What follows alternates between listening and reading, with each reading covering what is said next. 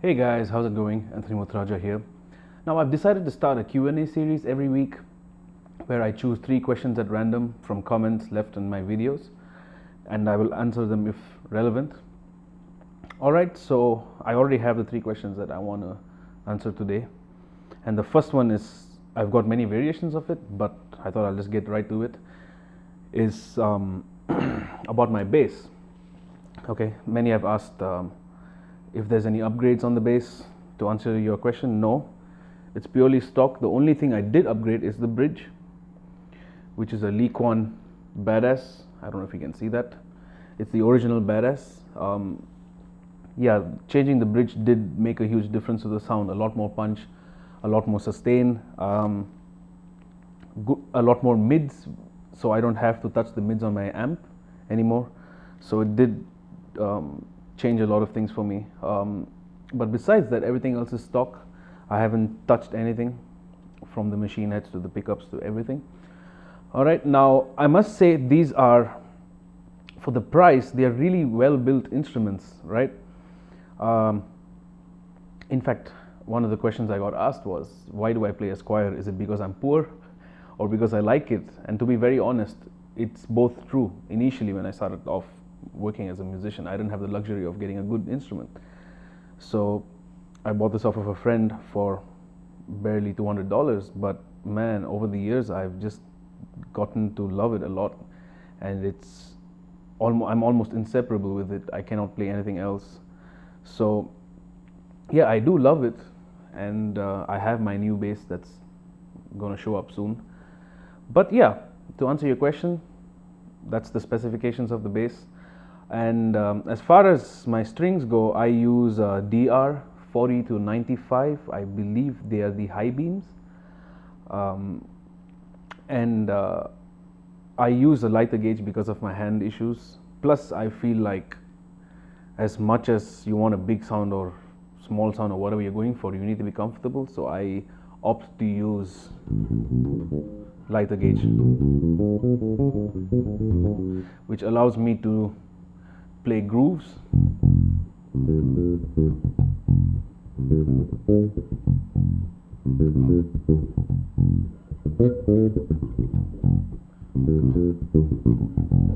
Right, but also gives me the freedom to play melodic stuff.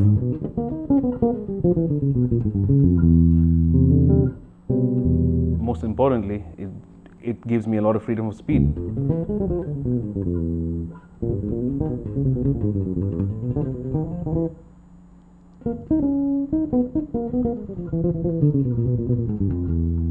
Right, so, and of course for chords it's really friendly. Right, so it doesn't give a muddy sound no matter where I play.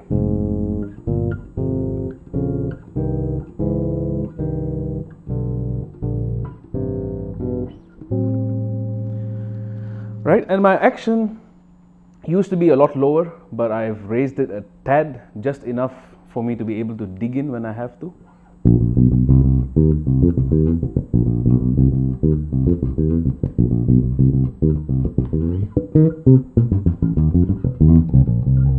Right, because certain grooves gets a little muffled if you tend to pick it very light. So there are some grooves where I like to dig in. So my action is set in such a way. Alright, so that's the first question and the answer to that. Now the next question is from William Alston. How long does it take you to transcribe solos? Okay, now that's a very, it's a tricky one because it really depends on the solo, first of all. And it also depends on whether I really actually want to transcribe the whole solo. There are many instances where I transcribe half a solo or even just a phrase that I like. So to generally answer that question, for me, thankfully, I've been blessed with good ears. Whether I have perfect pitch or not, which I do, but I don't think it's relevant when you want to learn music. But it helps quicken the process for sure. So for example, Giant Steps, the whole solo took me, I spread it across a few days, but in total about 12 hours. That's all it took me.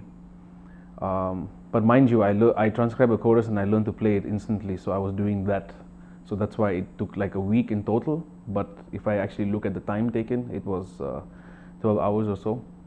So it really depends on the solo, and it really depends on if I really want to transcribe the whole thing or just that one phrase which I really like, right? So the answer is there is no fixed time unless you have a certain goal for yourself. And yeah, that's my general process for transcribing solos. However, when I'm transcribing a song or the harmony behind it, I tend to take my time because I really want to get down the specific voicing or the specific groove or the hits or the phrases and all that stuff. So for me, usually transcribing solos is not as same as transcribing the song. All right, so I hope that answers your question. And the next question I have is from Andrew Chun. Okay, that's a very long comment, but I'm just going to narrow it down. So the point is basically, how do you read notes on the fingerboard? Do you first locate the root note and then play shapes accordingly? Do you read every note and play notes based on each note? Yada yada yada. Or is there a third way of that? I don't know. All right, so this is a really tricky one because fretboard visualization is something that I feel is very important, but I also feel is heavily overrated in a way, because for example, if I am here right on the 5th fret and let's say I want to do an A minor 7 arpeggio, now if my first finger is on the A, my pinky goes to the C, okay, and that is something you should be able to do without actually looking at the neck, and the E is right there and the G is down there. See, now there I scuffed up a little because I almost went to the G sharp from here because I didn't work out the spacing. So a lot of the times what happens is that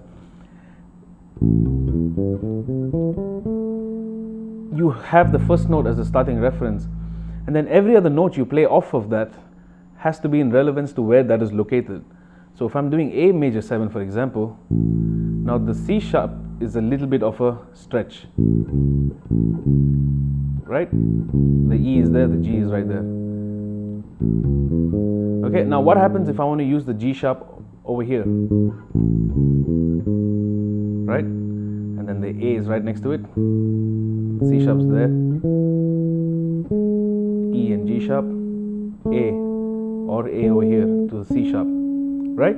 So what I used to do is I used to sit down, take these arpeggios like what I just showed you, and try not to look at the neck and just see if I can play whatever variations I want to. So let's try major 7 sharp 5.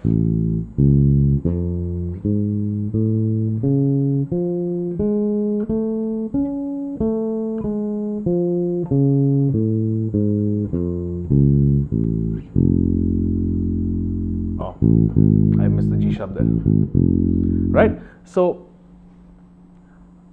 again, don't run at this, take your time, figure out. I mean, wait, let me rephrase that. The idea is that you need to know all your stuff already. So you need to know your minor triads, major triad, okay, and not just triads or arpeggio scales, right?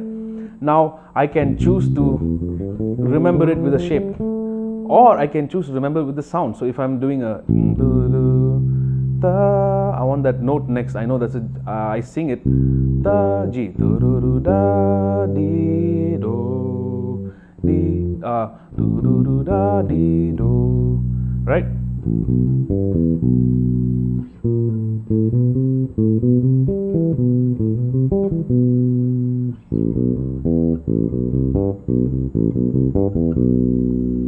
Right. So you can choose to remember with shape or try to take it with sound. Let's try a harmonic minor.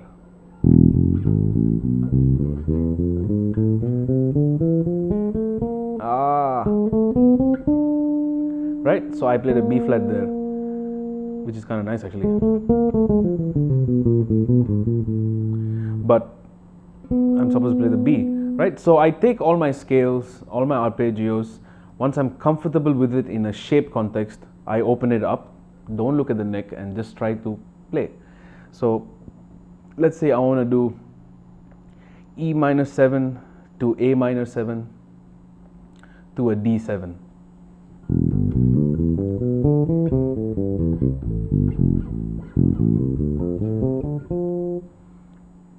That's it, right? So eventually sit down, work out different ways to just push your practice horizon.